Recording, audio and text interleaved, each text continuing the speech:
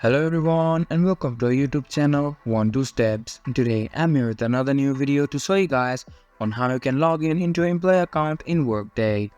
To do so, just follow some simple steps that I will show you on this video, and then you can log into your employee account as well. First of all, open up your Google browser and then go onto your search bar and just type for Workday Employee Login and hit on enter. After doing so, many results will pop up on your screen. Scroll down until you see the result which says login to Workday myworkdaysjob.com, and this will take you to the official login site of the Workday.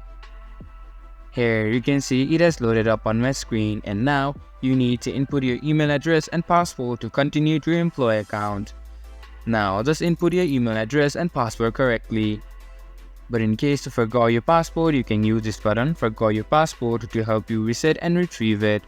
And if you already don't have an account on Workday, you can also set up an account or create one by using this button, create account, right here.